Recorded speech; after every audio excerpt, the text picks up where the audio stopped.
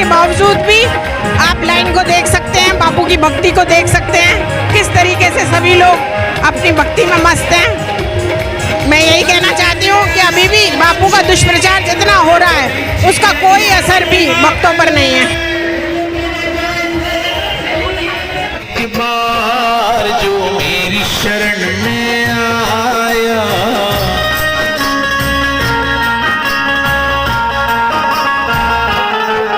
गुरुवर बोले एक बार जो मेरी शरण में आया, हार नहीं वो सकता है फिर तू काहे घबराया, हार नहीं वो सकता है फिर तू काहे घबराया, जिसको मैंने अपनाया उस पर है मेरी छाया, जिसको मैंने अपनाया उस पर है मेरी छाया, कि मैं होना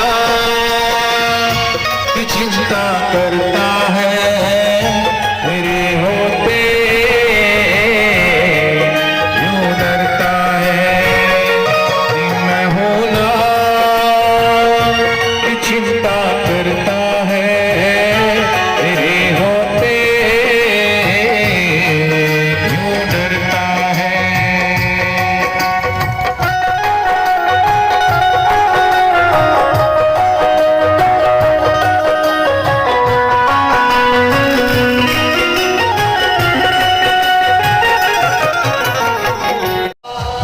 तीनों कलाएं बापू के दरबार में भक्ति करते करते हम सबको मिल जाता है। जिसकी भी मौज होती है तो शांत रस पीता है, कोई युगल बोध पीता है और कोई पूरा मस्ती लेता है। इसलिए हमारा सौभाग्य है कि बापू के शरद पूनम के निमित्त ये जो कीर्तन यात्री रखी गई है, शरद पूनम भी है, मथुरा भी है, एक जागृत महापुरुषों का गोद भी है, तो पूरा आस्वादन करते हुए सारे भक्त वृंद हैं। हमारा सौभाग्य है ऐसे हयात ब्रह्मज्ञानी के सानिध्य में हम अपनी चेतना का परम विकास कर रहे हैं।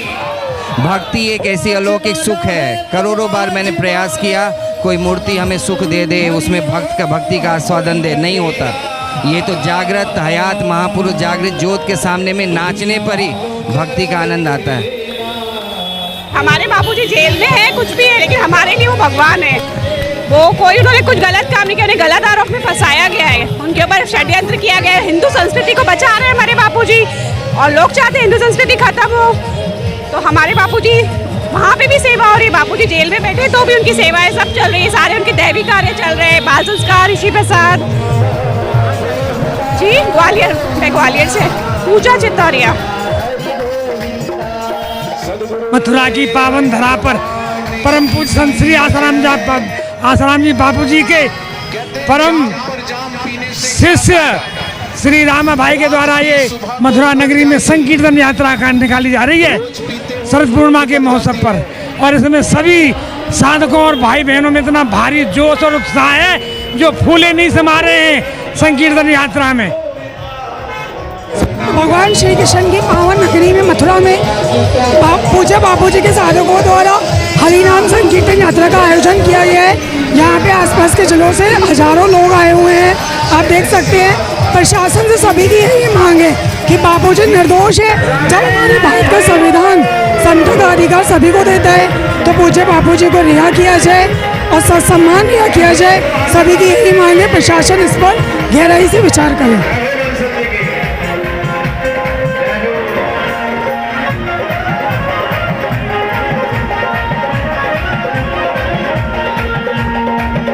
यात्रा का मूल उद्देश्य है कि बापू जी निर्दोष हैं और उनके द्वारा भक्ति का प्रभाव लगातार और निरंतर बह रहा है, जो लोगों के सामने आप साक्षात देख रहे हैं। हाँ, जेल में, लेकिन जेल में जो विपरीत विचारधारा वाली राजनीतिक पार्टियां हैं उनके प्रभाव से जेल में, बाकी दो जो सत्य सनातन धर्म की जो ध्वजा पताका है वो सतत बह रही है।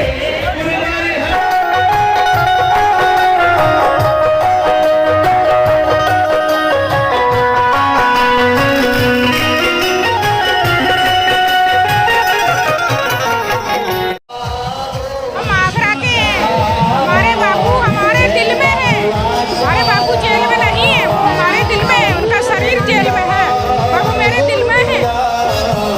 बापू जी की जो यात्रा निकल रही है, ये शरद पूर्णिमा के पावन पर्व के अवसर पर एक भक्तों द्वारा संकीर्तना निकाली जा रही है। ये उद्देश्य यही है कि हमारे गुरुदेव का जो उद्देश्य है कि संसार के सभी जीव हरिमय हों और भक्ति में रहें, सभी का कल्याण हो, उसी कार्यक्रम को आगे बढ़ाते हुए उनकी भक्ति हुई उनका प्रचार कर रहे हैं और सभी जीवों के कल्याण के लिए भगवान का कीर्तन भजन कराते यात्रा निकाल रहे हैं। जेल में बापू तो क्या है, बापू जी निर्दोष हैं हमारे, इसीलिए तो हम लोगों को बताने के लिए ये प्रचार प्रसार कर रहे हैं कि हमारे बापू जी निर्दोष हैं, फिर भी लोगों ने जेल में रखा है।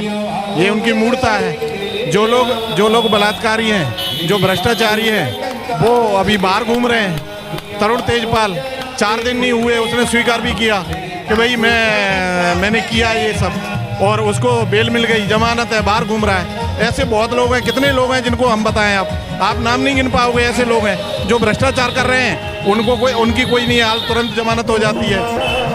हम ये चाहते हैं हमारे बापूजी को बिल्कुल निर्दोष और ये सरकार माफी मांगे, अन्यथा महापुरुषों का अपमान करने से तो इनका क्या नाश होगा ये समझ भी नहीं पा रहे हैं। ये नहीं समझ पा रहे हैं कि इस देश का क्या हो जाएगा।